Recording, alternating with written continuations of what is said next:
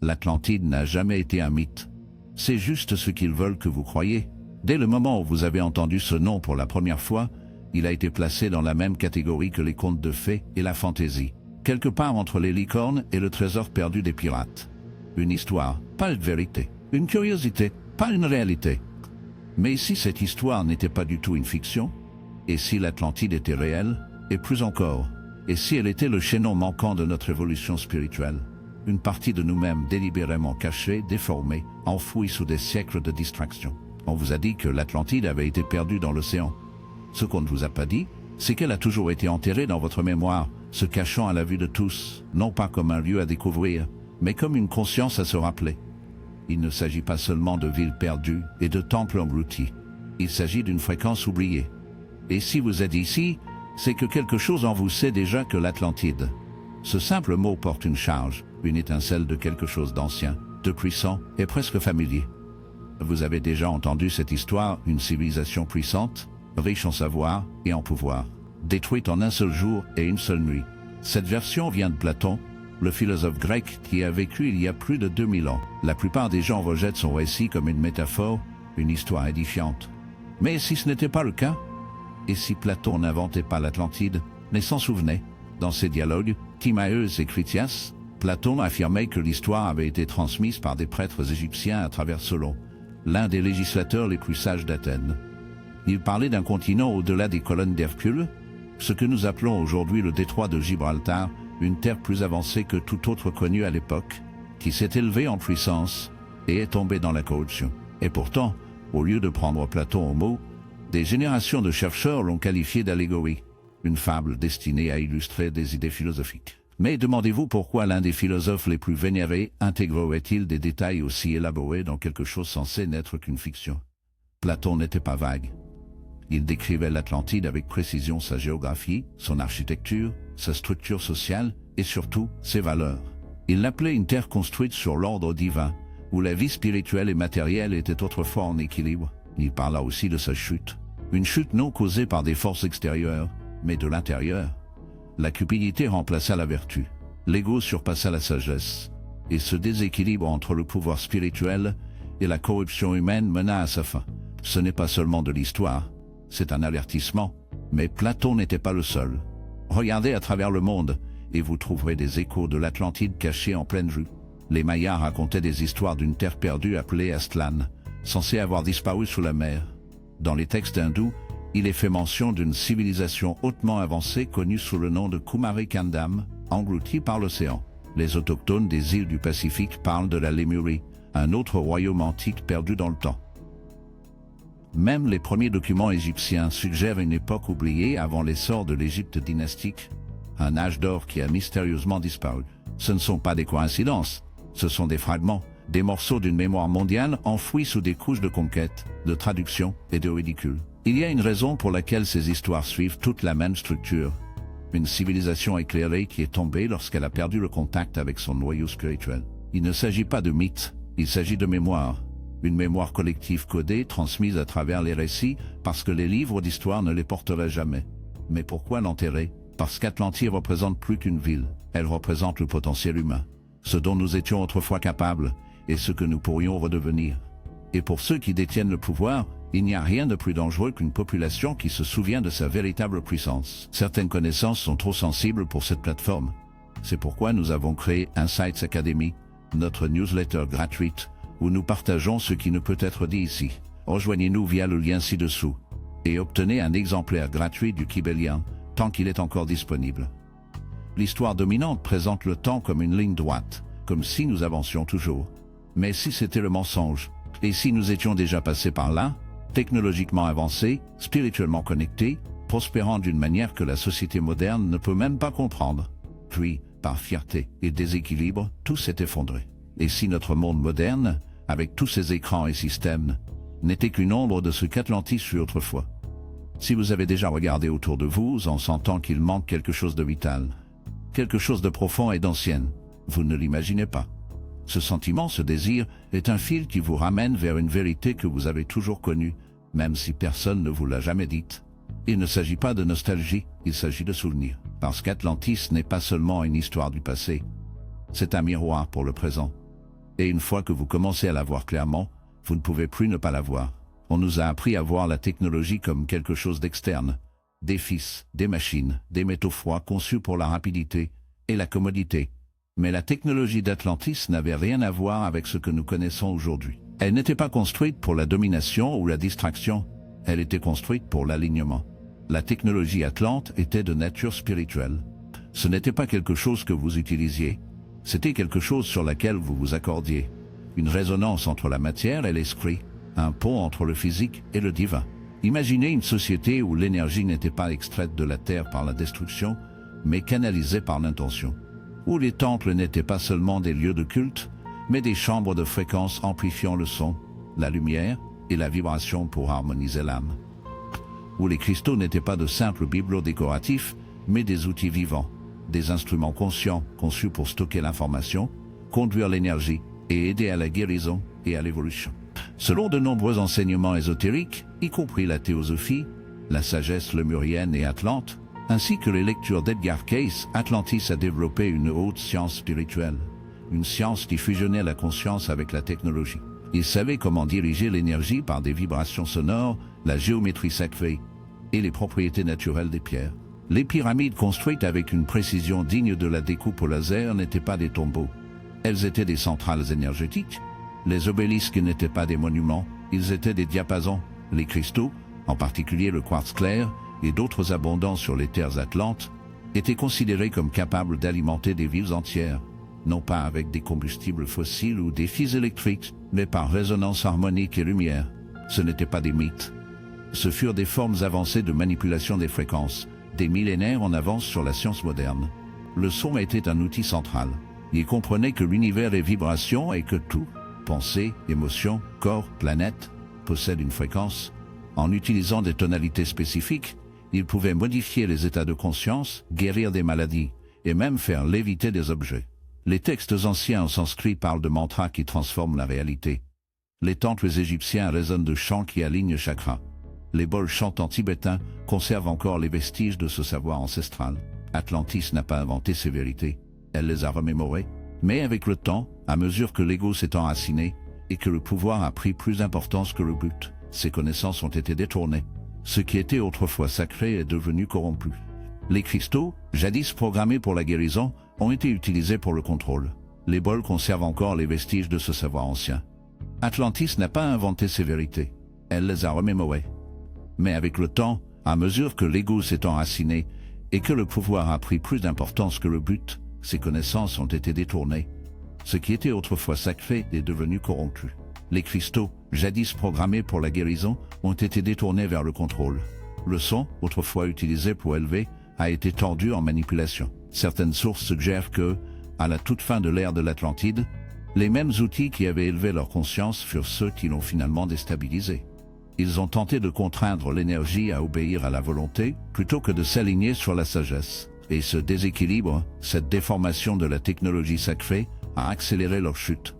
Ce n'est pas un conte fantastique, c'est un miroir. Aujourd'hui, nous tenons dans nos mains des appareils qui vibrent à des fréquences que nous comprenons à peine. Wi-Fi, Bluetooth, 5G. Toutes ces vibrations invisibles traversant nos corps et nos foyers chaque jour. Nous sommes entourés de fréquences, tout en étant déconnectés de la vérité qui les guidait jadis. La technologie Atlante ne reposait pas sur du code ou des écrans. Elle était organique, en harmonie avec les rythmes de la Terre et du cosmos. Et la raison pour laquelle ce savoir a été enterré, c'est qu'il menace les fondements de tout ce qu'on nous a appris à croire. Si tu savais que ton corps est un appareil à fréquence, que ta voix peut guérir, que ton esprit peut diriger l'énergie, comment cela changerait-il ta manière de vivre? Les Atlantes n'étaient pas des dieux, c'étaient des humains qui se souvenaient. Et nous commençons à nous souvenir à nouveau.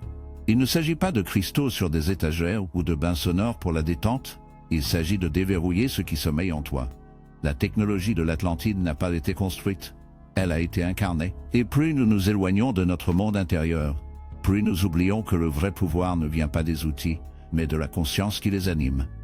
L'Atlantide ne s'est pas effondrée à cause d'une catastrophe naturelle.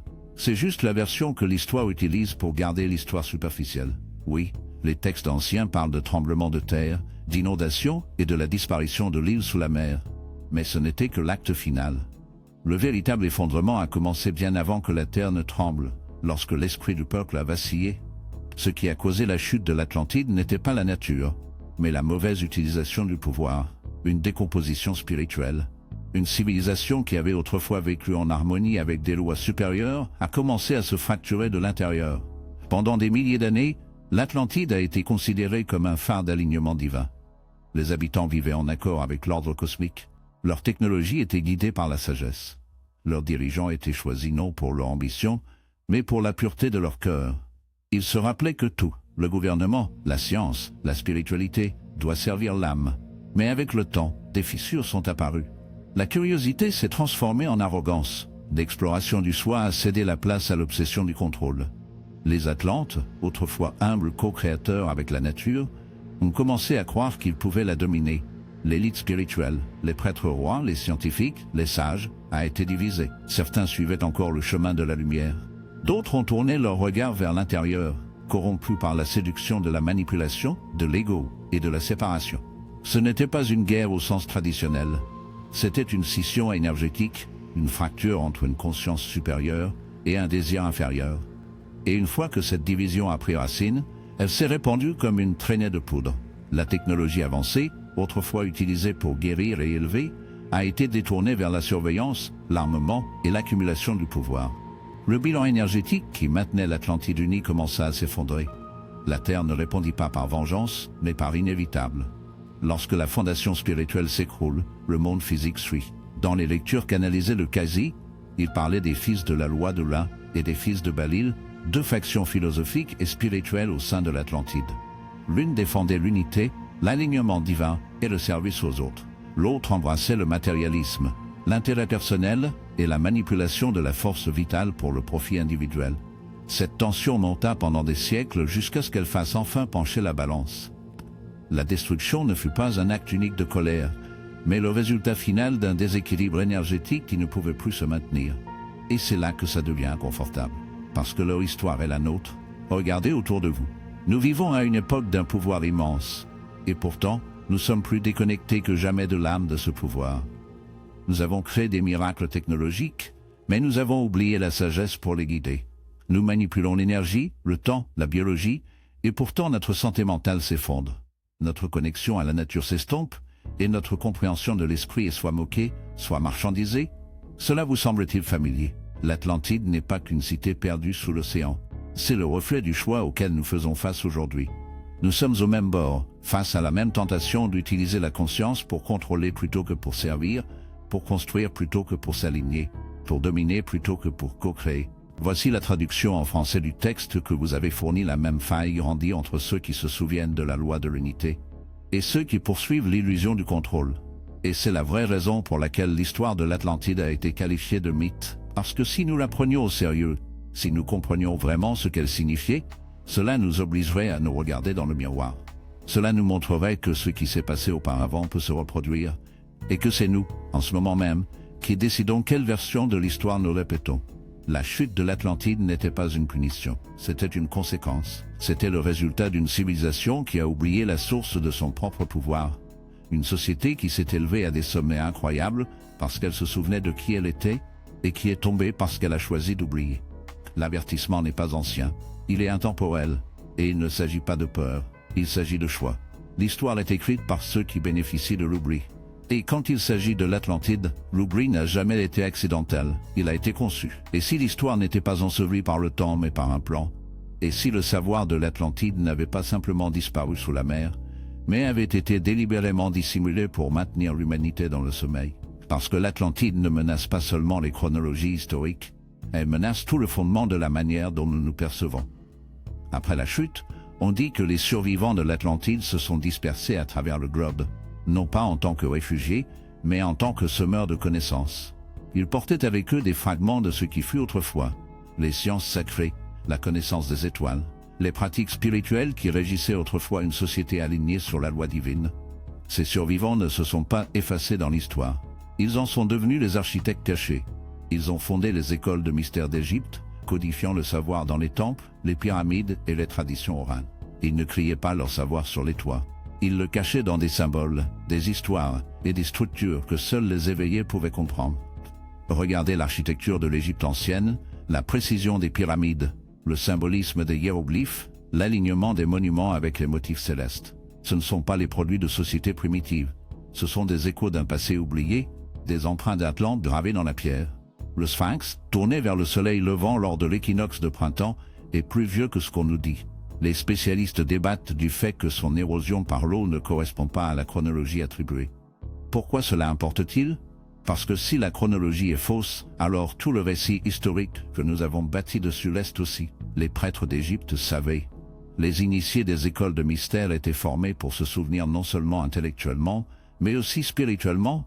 Ils travaillaient avec les vibrations, les couleurs, la géométrie et la respiration. Ils ne vénéraient pas des dieux. Ils étudiaient des lois universelles, celles qui régissent l'énergie, la pensée, la manifestation et la conscience, les mêmes lois que les Atlantes suivaient autrefois avant d'oublier.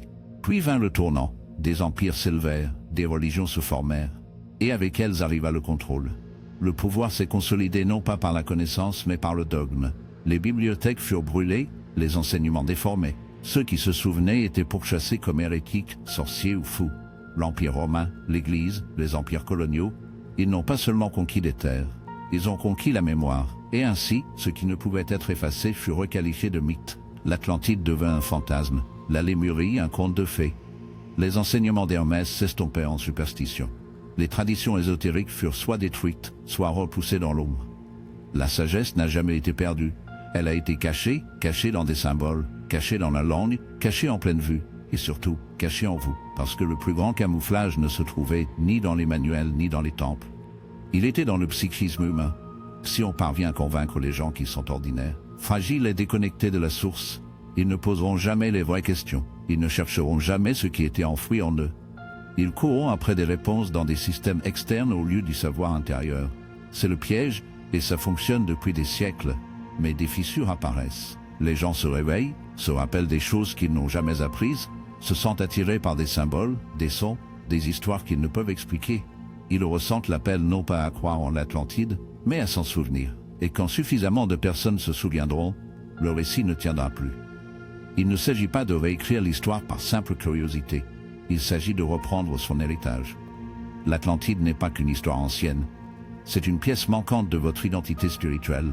Une pièce cachée non pas pour vous protéger de la vérité, mais pour protéger le système de votre découverte de celle-ci. Tout le monde ne le ressentira pas, mais ceux qui le font, ceux qui ont toujours eu le sentiment de ne jamais tout à fait appartenir à cet endroit, qui ont toujours perçu quelque chose de plus profond sous la surface de la vie, portent souvent en eux quelque chose d'ancien, quelque chose de plus vieux que cette vie, plus vieux que ce monde tel que nous le connaissons. La mémoire de l'Atlantide ne vit pas seulement dans les livres ou les ruines, elle vit dans les gens. Et si vous avez trouvé votre chemin jusqu'ici, il se pourrait qu'elle vive en vous. Il existe un certain type d'âme qui traverse la vie avec cette certitude inébranlable qu'il manque quelque chose d'important, non pas dans le sens matériel, mais dans le sens spirituel. Vous avez essayé de suivre le scénario que la société vous a donné, aller à l'école, obtenir un emploi, courir après le rêve. Mais ce rêve semblait vide. Il semblait déconnecté, comme une vie conçue pour quelqu'un d'autre. Cette douleur, cette agitation, n'est pas un défaut. C'est un signal, un pulse silencieux d'un mois passé qui traverse le temps pour vous rappeler que vous êtes déjà venu ici auparavant. De nombreuses traditions ésotériques parlent des âmes atlantes réincarnées qui ont vécu pendant l'apogée et la chute de l'Atlantide, et qui reviennent maintenant dans cette vie pour aider à élever la conscience et empêcher l'humanité de répéter le même cycle. Ce ne sont pas des fantasmes pour les curieux spirituels, ce sont des messages pour les éveillés spirituels. Vous n'êtes pas attiré par la sagesse ancienne par hasard, vous vous en souvenez. Vous êtes attiré par les cristaux, le travail énergétique, la symbolique ancienne et la géométrie sacrée, non pas parce que c'est à la mode, mais parce que votre âme sait déjà comment les utiliser. Vous avez peut-être remarqué votre sensibilité. Vous ressentez les émotions des autres plus intensément que la plupart des gens. Vous captez l'énergie d'une pièce, percevez instinctivement les tromperies, et êtes épuisé par des conversations superficielles. Le monde qualifie souvent cela d'excès. Mais si c'était le contraire, et si vous n'étiez pas trop jeu, mais plutôt plus éveillé que la majorité, cette sensibilité exacerbée n'est pas une faiblesse, c'est le signe d'une mémoire ancienne. Les Atlantes étaient profondément en harmonie avec la fréquence, l'émotion et l'intuition. Vous n'êtes pas brisé, vous vous souvenez, peut-être avez-vous toujours ressenti une attirance vers les civilisations antiques, les terres sacrées, ou des symboles qui semblent briller dans votre esprit, même sans savoir pourquoi. Ce ne sont pas des coïncidences, ce sont des empreintes. Et plus vous les suivez, plus elles commencent à révéler ce qui sommeille en vous, les rêves qui ressemblent davantage à des souvenirs. Des compétences que vous n'avez jamais apprises, mais que vous comprenez instinctivement. La façon dont certaines vérités résonnent dans tout votre corps, même si personne autour de vous ne les saisit. Vous n'avez pas besoin de preuves extérieures pour savoir qui vous êtes. Cette connaissance est intérieure. Elle l'a toujours été. Les Atlantes réincarnés ne sont pas supérieurs. Ils ne sont pas censés diriger les sectes, ni fonder des religions. Leur rôle est subtil, mais vital. Ce sont les guérisseurs, les chercheurs de vérité, les perturbateurs du système, ceux qui ressentent trop et questionnent tout. Leur présence sur Terre aujourd'hui n'est pas un hasard. À mesure que la conscience évolue, ils sont activés silencieusement, puissamment et collectivement. Leur mission n'est pas de reconstruire l'Atlantide en forme, mais en fréquence. Incarner cette même harmonie entre l'esprit et la matière qui autrefois définissait cette civilisation et rappeler aux autres que ce niveau de conscience n'est pas perdu. Il a simplement été oublié. Vous n'avez pas besoin d'une étiquette, vous n'avez pas besoin d'autorisation. Vous n'avez même pas besoin d'être sûr. Si une partie de cela vous parle, si ça résonne quelque part plus profondément que les mots ne peuvent atteindre, alors vous savez déjà, vous ne vous souvenez pas par l'esprit, vous vous souvenez par la résonance. Et si tout votre être penche en avant en ce moment, ce n'est pas de la curiosité, c'est de la reconnaissance. Vous n'êtes pas ici par hasard, vous n'avez pas trouvé ce message. Vous y avez répondu? L'héritage de l'Atlantide n'est pas derrière vous, il s'éveille en vous. Il y a un moment dans le voyage de chaque chercheur où la question change. Ce n'est plus déjà l'Atlantide était-elle réelle?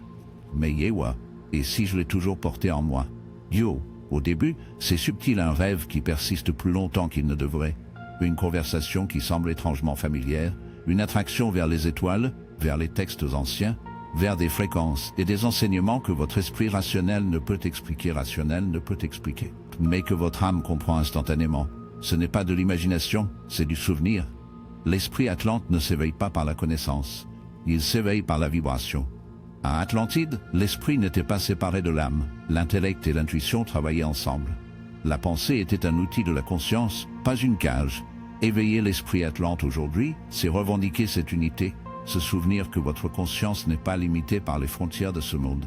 Les Atlantes comprenaient ce que la science moderne commence à peine à redécouvrir, que l'esprit n'est pas un produit du cerveau. C'est un champ, une fréquence, un pont entre le visible et l'invisible, et ce pont est toujours en vous. Chaque fois que vous méditez et sentez votre conscience s'étendre au-delà de votre corps, vous redescendez dans cette fréquence. Chaque fois que vous alignez votre respiration avec votre intention, chaque fois que vous utilisez le son pour changer votre état, chaque fois que vous choisissez le silence plutôt que le bruit, vous vous reconnectez à une façon d'être qui a été réprimée, moquée et oubliée, mais jamais perdue. Elle vit dans votre biologie, dans votre champ énergétique, dans votre savoir. Vous ne réveillez pas l'esprit Atlante en essayant plus fort. Vous l'éveillez en vous accordant.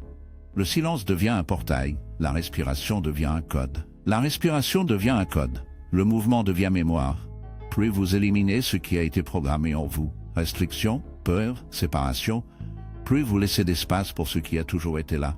Et ce qui revient n'est pas de l'information, c'est de la résonance. Vous commencez à vous souvenir comment écouter sans entendre, voir sans regarder, sentir sans avoir besoin d'expliquer. L'état de conscience Atlante était expansif.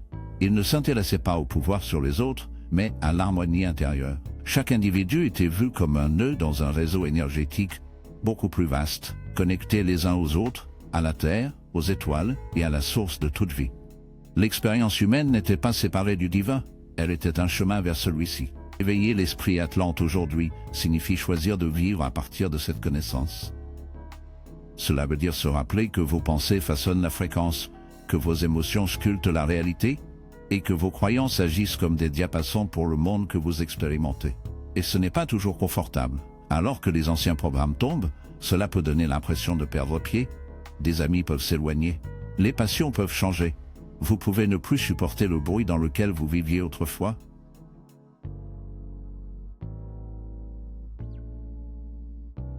Cela fait partie du processus. Vous ne vous effondrez pas, vous percez. Le chemin Atlante n'est pas linéaire. Il tournoie, il boucle, il met à l'épreuve. Mais chaque retour vous emmène plus profondément dans la vérité. Vous n'êtes pas ici pour fuir le monde. Vous êtes ici pour le transmuter, pour apporter la lumière là où règne la confusion, pour incarner si pleinement la fréquence du souvenir que les autres commencent à la ressentir aussi, sans que vous ayez besoin de dire un mot. C'est ainsi que l'esprit atlante se répand non par la force, mais par la fréquence, non par la prédication, mais par la présence. Et cela commence par une simple question murmurée à travers le temps. Et si je savais déjà? Si l'Atlantide n'était qu'un mythe, personne ne se soucierait de savoir si vous y croyez ou non. Aucune institution ne se donnerait la peine de la rejeter. Aucun érudit ne la tournerait en ridicule aussi violemment. Aucun système ne serait construit pour vous en distraire. Mais ils le font, et cela devrait vous dire quelque chose. Les faceurs de l'Atlantide ne relèvent pas de la fantaisie. Ils relèvent de la pâte à peur, mais la leur. Parce que ce souvenir de l'Atlantide ne réécrit pas seulement l'histoire ancienne. Cela réécrit ton identité. Cela réveille quelque chose qui te rend imprévisible, libre. Et les esprits libres sont difficiles à contrôler. Le monde moderne a été conçu pour t'empêcher de te souvenir. Tu es entouré de distractions. Tu es inondé d'informations, mais affamé de sagesse. Dès le moment où tu te réveilles, ton esprit est attiré vers l'extérieur. Notifications, word titres, échéances, bruit incessant. Ce n'est pas aléatoire, c'est un design. Occupe les gens, et ils ne poseront pas de questions plus profondes. Divertis-les, et ils ne chercheront pas la vérité. Fais-les consommer, et ils n'oublieront pas ce qu'ils étaient venus ici pour créer. Le système n'est pas seulement physique, il est psychologique. On t'a appris à voir la réalité à travers une lentille étroite façonnée par les médias, l'éducation et des institutions qui tirent profit de ton amnésie. On t'a dit de ne faire confiance qu'à ce qui peut être mesuré, acheté et expliqué. Tout le reste, l'intuition, l'énergie, la mémoire ancienne, est étiqueté comme délire. Tu n'es pas fou de sentir qu'il y a plus. Tu es conditionné à croire que tu es fou si tu le dis à voix haute. La vérité, c'est que le savoir de l'Atlantide n'a jamais disparu. Il a été caché sous des couches de raillerie. Voici la traduction en français du texte que vous avez fourni. C'est ainsi qu'ils enterrent le pouvoir, non pas en le détruisant, mais en le discréditant. Et la raison est simple, si suffisamment de personnes se souvenaient de ce qu'Atlantide était vraiment, le système actuel ne pourrait pas survivre. Parce que ce système prospère sur la séparation, séparation de la Terre, séparation les uns des autres, séparation de votre propre savoir intérieur. Atlantide reposait sur le contraire, sur l'unité, la cohérence et la souveraineté spirituelle. C'est cela la menace. Que se passe-t-il quand les gens se rappellent qu'ils n'ont pas besoin d'autorisation pour accéder à la vérité, que leur corps est un temple, que leur intuition est de l'intelligence et que leurs pensées sont des forces créatrices? Que se passe-t-il quand les gens réalisent qu'ils ne sont pas des consommateurs dans une machine, mais des co-créateurs dans un univers vivant? Le système s'effondre, non par la violence, mais par l'irrelevance, parce qu'une fois que vous reprenez possession de votre pouvoir, vous cessez de le déléguer. Voilà pourquoi les vérités les plus puissantes se cachent souvent en plein jour, déguisées en fiction ou en fantaisie. Il est plus simple de rejeter quelque chose que de lutter contre son réveil. C'est pourquoi Atlantide est devenue une histoire pour s'endormir. Parce que si les gens la voyaient pour ce qu'elle était réellement, un miroir de ce que nous avons été et de ce que nous pourrions redevenir, cela déclencherait quelque chose d'incontrôlable. Nous vivons à une époque d'information incroyable et d'ignorance profonde. Nous savons comment scinder les atomes, mais pas comment rester silencieux. Nous construisons des machines qui pensent plus vite que nous, mais oublient comment ressentir.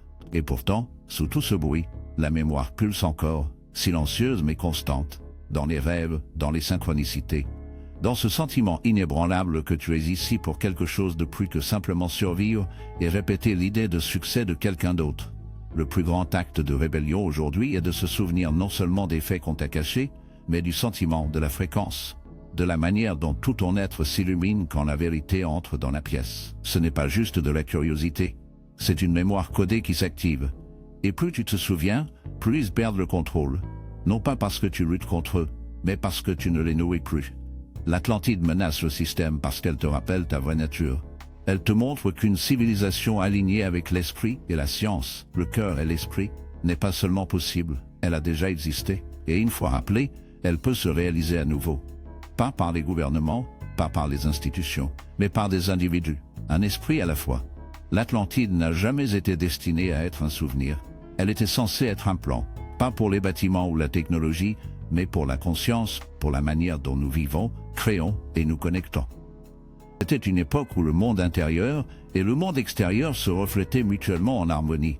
Une civilisation construite non pas sur la domination, mais sur l'alignement. Et bien que les structures aient pu disparaître, le schéma demeure. Le code n'a jamais disparu. Il attendait simplement la bonne fréquence pour se réactiver, et maintenant, il s'éveille à travers nous. Vous vous demandez peut-être comment un lieu perdu dans l'histoire pourrait revenir. Mais le retour de l'Atlantide n'est pas physique, il est vibratoire. Il ne s'agit pas d'une terre qui émerge de la mer, mais d'une conscience qui s'élève dans l'âme. La fréquence Atlante n'est pas une carte à suivre, mais un état à incarner.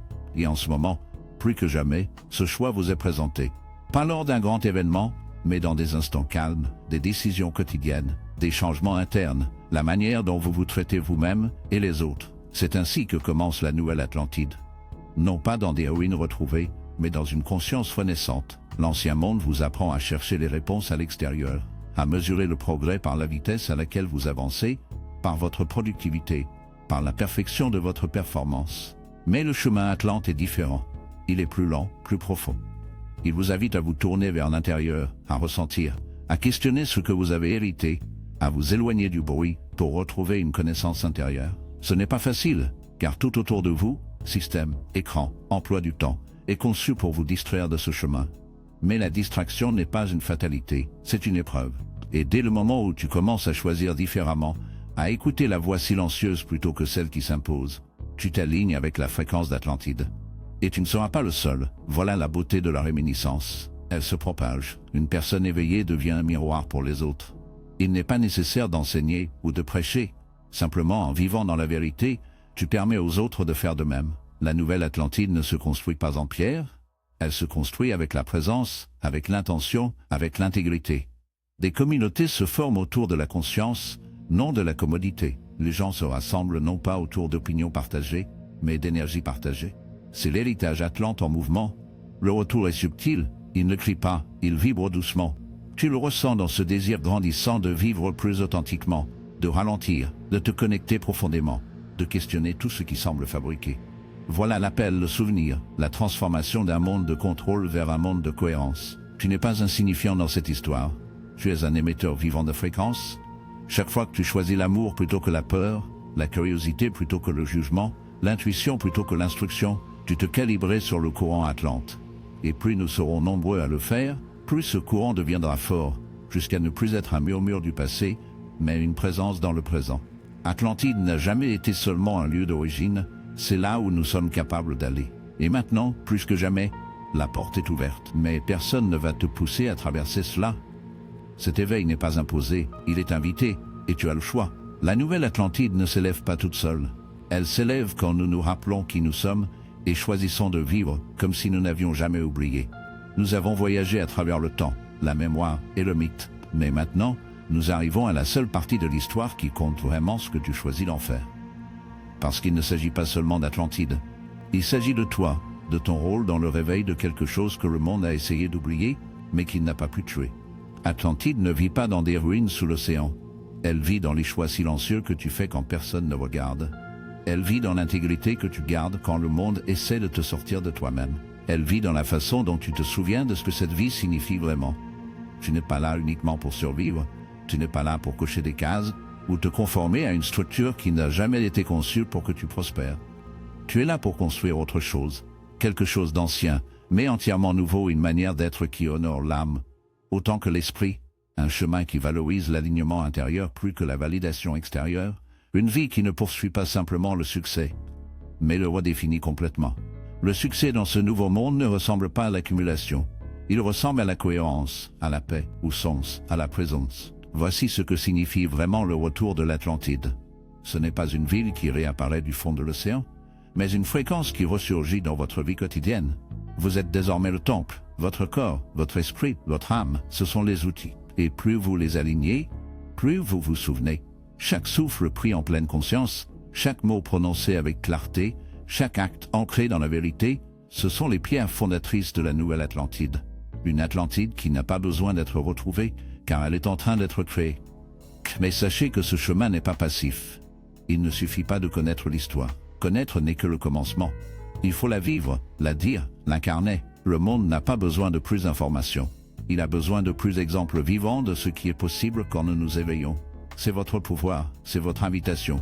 Vous n'attendez pas un changement, vous êtes le changement. Si vous êtes arrivé jusqu'ici, cela signifie que vous êtes parmi les rares prêts à aller plus loin. Inscrivez-vous à notre newsletter gratuite, Insights Academy, via le lien ci-dessous, et débloquez une sagesse ancienne que nous ne pouvons pas publier ici. De plus, recevez un exemplaire gratuit du Kybalion pour accompagner votre cheminement.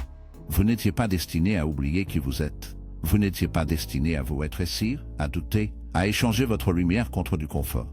Vous êtes né pour vous souvenir, né pour porter cette pulsation ancienne dans un monde moderne qui en a désespérément besoin. Vous êtes le pont entre ce qui était et ce qui pourrait être. Et chaque choix que vous faites à partir de maintenant envoie des ondes à travers le collectif. Alors, ne demandez pas la permission. Ne vous attendez pas à ce que le monde vous rattrape. Le chemin du souvenir est parcouru par ceux qui ont le courage de laisser le connu derrière eux et de suivre l'appel de quelque chose de plus profond.